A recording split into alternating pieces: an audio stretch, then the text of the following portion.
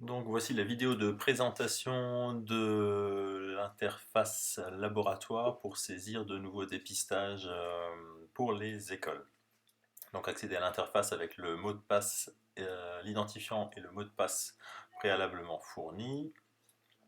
Une fois qu'on est connecté, on peut créer un dépistage s'il n'y en a pas déjà un qui a été créé. Donc pour créer ce dépistage, cliquez sur le bouton créer le dépistage.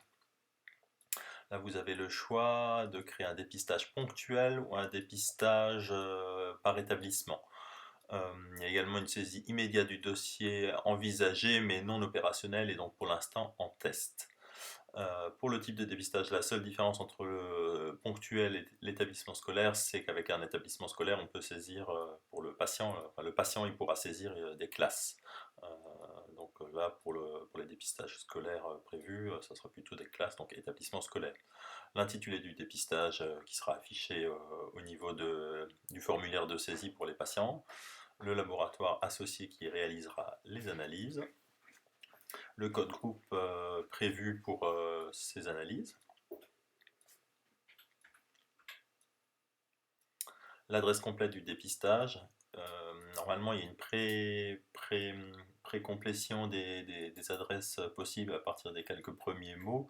Essayez de vraiment bien prendre l'adresse la plus proche ou celle du labo ou du lieu du dépistage pour faciliter la saisie des adresses pour les patients, pour éviter que quand ils saisissent 3 lettres, ils se retrouvent avec une adresse à l'autre bout de la France, pour faciliter la bonne saisie de l'adresse, pour les patients surtout.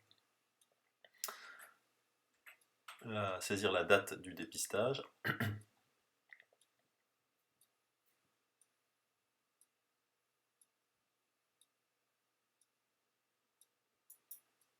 Ainsi que l'heure.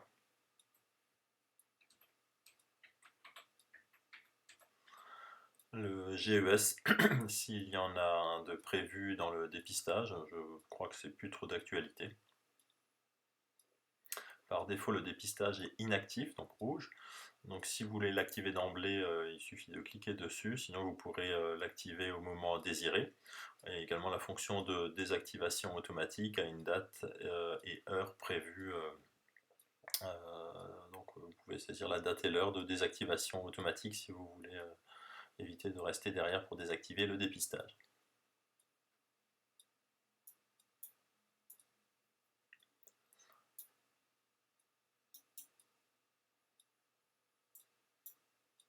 Une fois le dépistage créé, vous pouvez aller dans la fonction de classe pour rajouter des classes. Donc, c'était la fonction établissement scolaire, on rajoute autant de classes qu'on veut. Il faudra bien respecter l'ordre des classes pour que ce soit le plus ergonomique possible à la saisie pour les patients également. Classiquement, l'intitulé de la classe avec le prof, mais le champ est libre.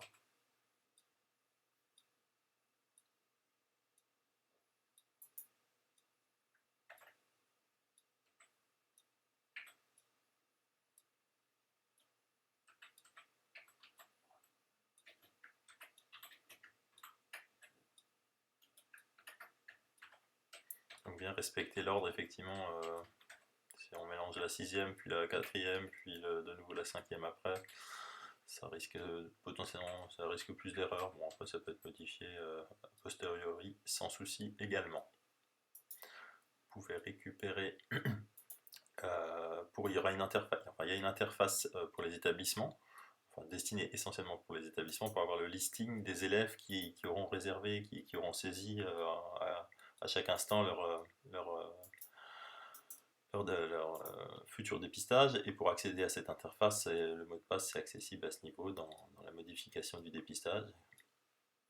Vous pouvez le copier-coller et le transmettre à l'établissement pour qu'il puisse accéder au listing des élèves qui auront réservé leur dépistage.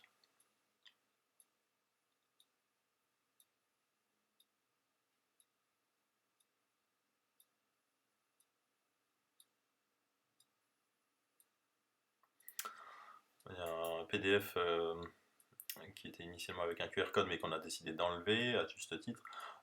Donc désormais il n'y a plus de QR code, mais c'est un PDF qui peut être destiné à transmettre directement à l'établissement avec les informations de date et d'heure, ainsi que surtout le code dépistage qui sera à transmettre aux parents.